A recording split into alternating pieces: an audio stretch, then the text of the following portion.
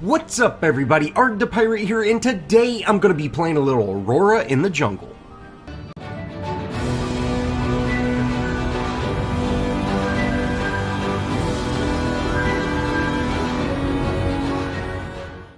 As always, let's go over the deck. Now I have Auto Health Potion, Healing Towers, Armored, Shredding Strikes, Armor Aura, and lastly, Onslaught for my gems. Now for my cards, I'm going with Chanting Shaman, Exoskeleton, Font of Experience, Green Spring, Astral Leap, Growth Totem, Vital Waters, Thunder Cleaver, Vengeful Mare, Unbroken Spirit, and lastly one of the tribe.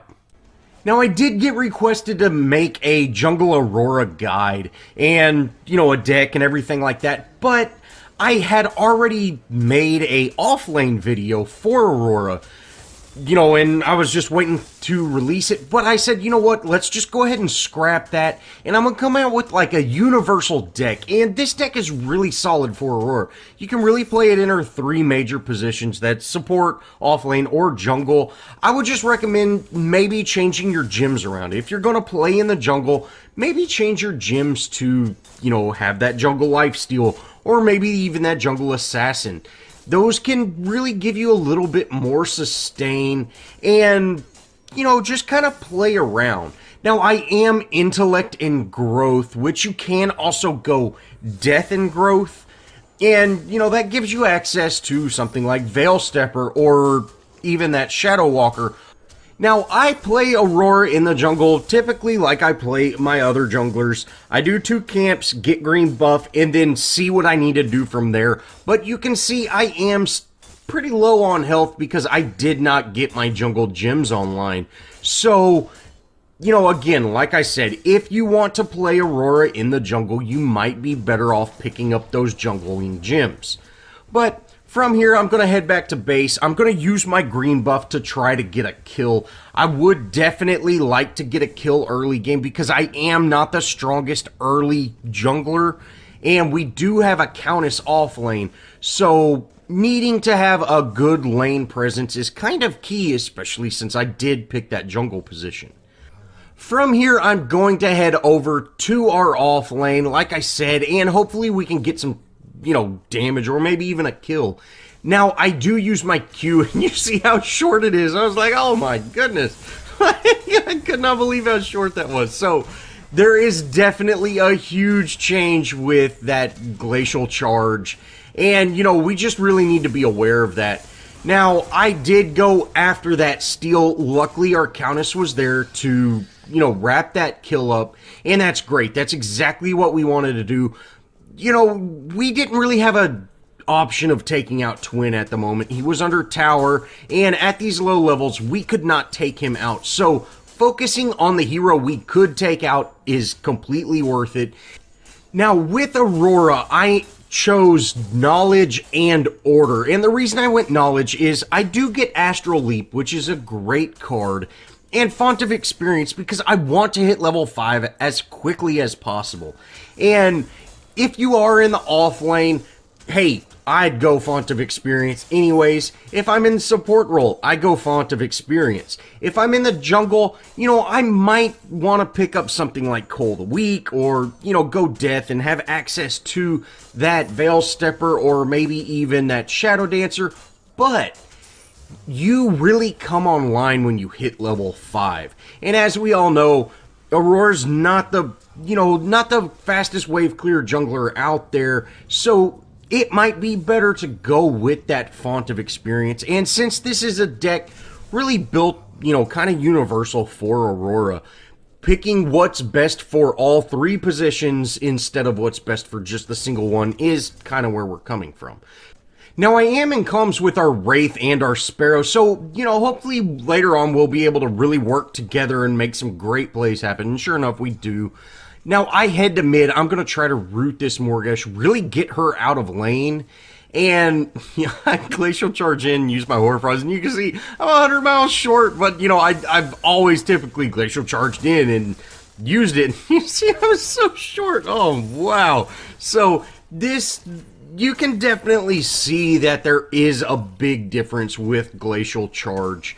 You know, before, typically, that would have been plenty of distance to get that Hoarfrost off, especially with the larger Hoarfrost size, but it is clearly not as, you know, big or not as far with that Glacial Charge, so you definitely have to be careful.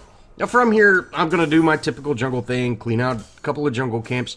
You can see when I use Hoarfrost, I back up a little bit, and that allows me to get that ring onto the enemies. If you get your ring out and, you know, your enemies, the enemy minions or whatever are not close, you can back up and they'll follow you and run into that ring or run forward, you know, whatever you have to do.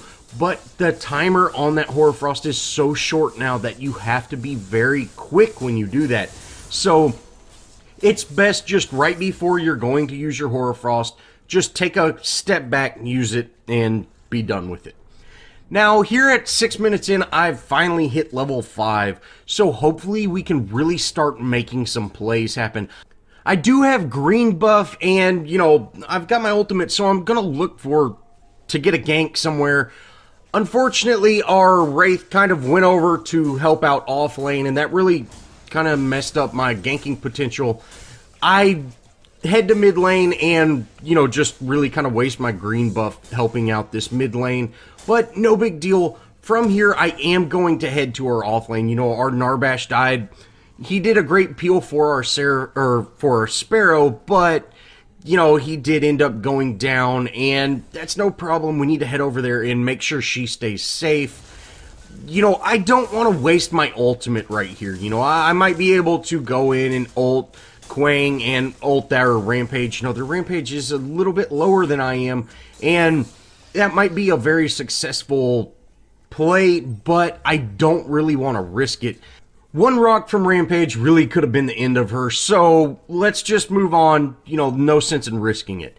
Now, I'm going to head to mid, and Morgesh is here.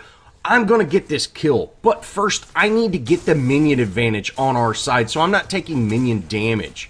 And sure enough, that's what we do. Now, I get my root off, and then I'm going to use my ultimate. Me and Wraith are just able to do tons of damage. He ends up rewinding her, and sure enough, he's able to hit that knock-knock and take her out. Now, I need to do as much peel as I can for Wraith, but we both need to run away. So, that's, you know, exactly kind of what we do. I'm able to use that clone, ice clone, I forget the name of it, to, you know, actually jump over that ledge, which Rampage, he also has a jump, but, you know, if you're able to get out, you're able to get out, and luckily we were able to. Now from here, I'm going to go do my typical jungle thing, go clear out a camp. You can see my camps are at 3 stacks. I've just been completely neglecting them as always. You know, I've had such a big lane presence this match that, you know, I don't really feel staying in the jungle is just the best option at the moment. We are able to collapse on that steal. Me and the tower were able to take him out. You know, I got a really good root on him. Now, we're chasing that twin, but there's no way I'm going to be able to catch him. So, you know, I might follow him, but I'm not really chasing him. We're able to pick up that river buff, and from here, I'm going to just kind of keep doing my thing. I talked to Wraith, you know, Wraith shows up. So, he's going to stay in lane, and I'm going to head into my jungle, and you know, continue doing my jungle thing. Again, these camps are at max stack, so I do need to try to clear them. Now, Quang does show up. I'm not exactly sure what this was, but there's no sense in getting into a fight right there. We might have had a team collapse, and we might have killed him, or we might have had to burn our ult for no reason, or, you know, hey, he might have even killed me. There's no reason to get into a fight right there, and I'm just going to leave him alone. You know, back up. If he steals one jungle minion, hey, no big deal, but he doesn't even do that. He just kind of showed his presence and left. Now, our safe lane is needing some attention. Our Narbash has kind of left our Sparrow. He's really been an off lane. You know, he never really heads back over to our safe lane. So our Sparrow is not quite able to do what she needs to do in the safe lane, which, you know, that's unfortunate, but it is what it is. Now, I do end up ulting Quang under tower right there, and the main reason I did that was to just get him out of tower. You know, as Aurora, all I've got is my basic attack and my Hoarfrost, and the only way I can hit somebody with my Hoarfrost is to either, you know, position it perfectly, or they have to walk into it. Since neither one of those happen, I'm left with only one option. I use my ultimate, and sure enough, it's enough to scare Quang away and keep him from downing that tower. Of course, we do need our Sparrow to head back into that lane to protect that tower a little more, so that's exactly what happens. Now, I did wait around for 500 gold so I could equip Growth Totem. I got it on at 11 minutes, which, you know, that's a little bit later. If I would have had a lot more successful ganks and actually got kills, I would have got a lot more farm, but no problem at all.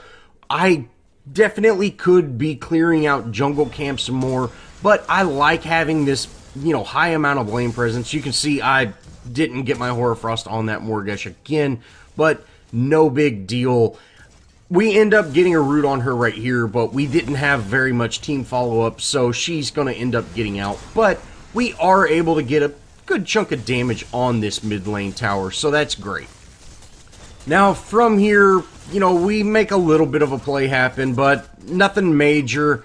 We need to actually head over to our safe lane. You know, our safe lane's being pushed again. Narbash staying in that off lane is, you know, really not allowing Sparrow to remain safe in the safe lane, and, you know, that's kind of hurting us, but it's no problem now. Now that this tower has been down, that will free Sparrow up to farm much more safely, and, you know, that's actually great. I'm full on board with her being able to slow farm safe while Narbash is going elsewhere and, you know, helping support the other team. You know, I really think him sticking with Countess is probably not the best idea, because as a burst caster, Countess needs to get fed, not only with level, but with cards as well.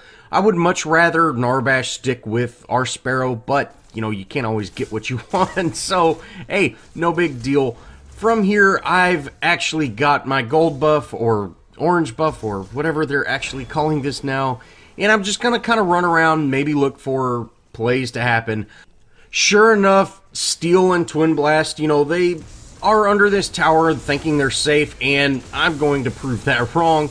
I do miss that Hoarfrost by just a little bit, but you can see I am taking tower damage, but hey, that's no big deal at all. We're able to secure both that Steel and that Twin Blast, turn around, get under tower, and actually take this tower out. So hopefully this will persuade Narbash to go back with Sparrow, but we'll just have to wait and see. From here, we do have some, you know, enemies showing their face in mid lane, so I'm going to head over, and they kind of see me and just back off, which is great. Now, I'm going to head back to base. I put on Thunder Cleaver. I really like Thunder Cleaver, especially in that jungle position, but it's also great for pushing lanes. And since Aurora doesn't have the best lane push, if you are playing her in lane, going with something like Thunder Cleaver really helps her out. Now, I do head over to our off lane. You know, I hit that Hoarfrost, but, you know, Steel turn, there was, you know, he juked me. No problem. Now, we do have a pretty good team collapse, though. Narbash, unfortunately, missed his ult on everybody, and, you know, that was just unfortunate. We're able to take out Quang. You can see that damage Countess is putting out. Steel does jump up, and we're able to take him out. You know, Wraith didn't realize he jumped back down and took off, but, hey, it's no big deal at all. We've got such a big team presence here. We are able to take him out, but we do need to head to mid lane, and, you know, sure enough, that's what we're going to do. Now, Quang has been doing a great job of setting lanes, and you can see he set our safe lane. It pushed right into our tier 2 and actually took our tier 2 down. You know, he got a free tier 2 out of it. And hopefully this will show everybody that, you know, you have to secure that lane. Rotating to mid, if you're the ADC, rotating to mid is great, but you have to remain, you know, vigilant in your lane, even if your support's not with you. But moving on from that, we head to our mid lane. You can see our mid lane got a little unwanted action. We're able to take out that Morgesh, and, you know, going after Rampage is really kind of silly, but I'm just kind of trying to do some peel for my team. He did take out our Wraith, which is, that's unfortunate, but no big deal. I am getting very low on mana, but we are able to take out that Rampage and really punish him for, taking out that Wraith. But you can see I was really focused on him because I've got two really powerful heroes with me, and I want to keep Wraith focused on me. I want him to stun me. I want him to, hit me, get in my way. That way, my damage dealers can go and do some damage. If I was to go after Morgesh, I'm going to do very, very little damage. And once I put that Hoarfrost down, I've got nothing really to offer. So the best way I can, provide good service for my team, I guess, is to take the attention of the guy that's trying to take the attention. Peel for their tank, kind of. And, hey, it worked out great. We ended up getting 3 kills because, I did not really allow that Rampage to get in there and focus our casters. So that is a great play if you are playing someone, like Aurora. If you're playing, more of a tanky hero, you can use that to your advantage. I miss another Hoarfrost on this Morgesh, and man, I don't want to talk about it, guys. I'm so bad with Aurora, and I've never really played her enough to fully grasp exactly how far, the distance of Hoarfrost is, especially since, they've changed the distance now, and it's very, very quick, whatever. But we do get a great team collapse over here. I'm able to get my ult off, and you can see we absolutely erase Quang and their steal. With 3 of their heroes down, it's time to push a lane. Now, with our lane set against us again, we're really not setting this lane and allowing it to push. It's going to take way too long for our minions to catch up to where we are, and by that time, everybody's going to spawn back in. So there's really nothing that there's no progress we're going to make on the tower. So I'm just going to take this time to go ahead and back and, just be done with that. It is very unfortunate, but you can see their steal's about to spawn in, and that minion wave just now caught up to where their tier 1 is. So it's really kind of a waste of a good opportunity, but no big deal. I think the big takeaway from this is, guys, we gotta start setting lanes. Pushing lanes is one thing, setting them for success is another. And if you're in this same situation where you're playing a ADC and your support is just completely abandoning you, that's okay, but you have to set that lane. So, again, I miss another route with Morgesh. She does have a good ability to get out, but still, it's these changes with Aurora, since I don't play her all that much, have, made me terrible. But we're still having a pretty successful game. We're 4-0-9, so no big deal. And that Countess was able to secure that Morgesh, and, that ended up great. So, no problem. I am having a lot of great team support this game, and that's really, really helping. Now, from here, I'm going to go ahead and set our safe lane. It really is not being set, so I'm going to not only set it, I want to talk about setting it. So, right now, our minion, this wave is pushing against us. That means they're in the lane, they have more minions than we do. And you can see this is why. They have another wave showing up. I want to set this lane, so what I'm going to do is take out the 2 ranged minions. The ranged minions do much more damage than the regular melee minions. And you can see now the minion waves, if you look at the minion map, they just stacked up. So, when the enemy minion wave reaches ours, we will have a big advantage in, size alone. And as we all know, size does matter. So, we will naturally push against the enemy minion wave. And this is what setting a lane means. Setting a lane does not mean clearing out a wave. It means take out the minion wave so they naturally push one another. Now from here, we kind of head into this jungle, and I say, you know what, I'm not going to deal with this Quang. we're not going to be able to take him out, and I don't want to risk, dealing with that. So I'm going to kind of head to mid, and hopefully we can make something happen here. Now, I do use my ult just a little bit early here, but no big deal. We still are able to take out this Rampage. I was hoping to get this ult off before he used his ult, but you can see that slow that it's done now. It really allowed him to use his ult before he was frozen. Wraith made a great play and was able to actually secure that Rampage. But it's time to get out. They had a team collapse, and we're a little bit unhealthier than they are, and they've got the position advantage. Under tower, it's best just to walk away from that. I do grab purple buff just to kind of top off with mana, and from here, I'm going to grab my green buff. Now, after I grab green, I noticed they just completely abandoned mid lane, so me and Sparrow head over there, and we're actually able to take out this tier 2. And, that's unfortunate on their part, but hey, no problem. It's great for us. And then I actually head to our off lane because Narbash and Countess are over here. I narrowly escaped that steal, and I'm just going to go in on the tower. Hey, there's no problem dealing with steal. They should be able to handle it. I do head over there with my Hoarfrost just to actually take that tower aggro because I had green, and I'm not worried about taking any sort of damage, especially with Narbash there. So I did take tower aggro, but like I said, got that green, no problem at all.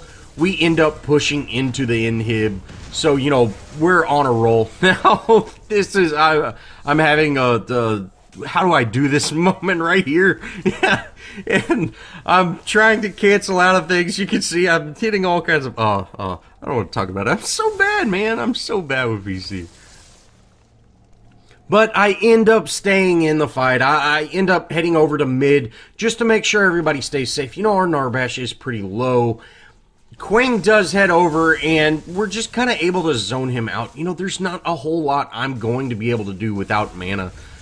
That's one thing about Aurora. There's no reason to be scared of her if she doesn't have mana because she can't do anything. You can see I've got my ultimate, but without mana, I'm not able to actually use it. We push towards that inhib, but, we're not going to be able to take that inhib. We just wanted to put a lot of pressure on, and that's exactly what we did. Now, I end up backing because, yeah, I need mana. I'm not going to be able to do anything, and I still don't have enough to get my ult off. So, head back, go ahead, grab some mana, and that allowed me to put on Thunder Cleaver as well. Now, once I leave base, we need to get a pick and then go for Prime. That's really the next play we can make. And sure enough, that's exactly what we're going to do.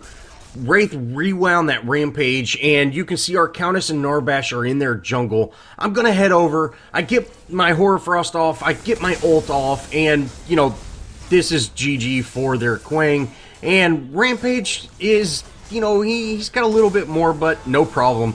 Steel ends up rotating over very late, and we're able to actually get a triple kill, which, that's really bad on their part. They staggered in like that, and that is something you never want to do. You never want to stagger into a fight like that, just because that is...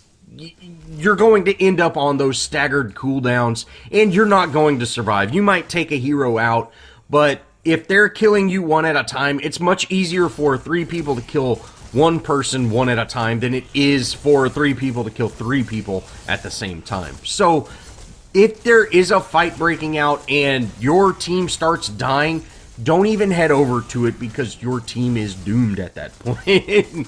But no big deal. We ended up securing Prime as well, and we're able to kind of make our final push here. Now, before this match wraps up, I'd just like to kind of talk about Aurora in the jungle for a little bit. I don't care to see her in the jungle as much as some other jungle heroes. I think there are a lot better options currently, but if you've got a very solid offlaner going with an Aurora jungler, hey, you can get away with that. But just realize, if you're missing, a very, very strong CC tank, Aurora does not provide just the best CC tank because all of her, crowd control stuff is on a fairly long cooldown. So someone like Narbash or Steel has much better options when it comes to, you know, crowd control effects. But she is an amazing hero, and, you know, if you build her as a tank, she is very, very strong. You can see I'm under this tower tanking this damage, you know, I'm tanking that Quang damage. She's just very, very strong if you build her as a tank. And I think that's really where she strives. If you build her with the ability damage, you can crank out a little more damage, but she is best built to support your team in setting up ganks, things like that, instead of, you know, really her being a solo killer.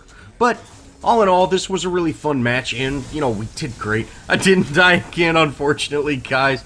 I promise I will start playing worse. Like, it's coming, guys. I'm gonna go on a crazy lose streak.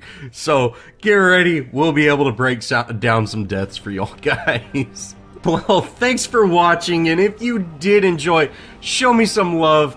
Think about subscribing. Jump into our Discord. I'd love to play with all y'all. And, as always, I'll see y'all in the next video.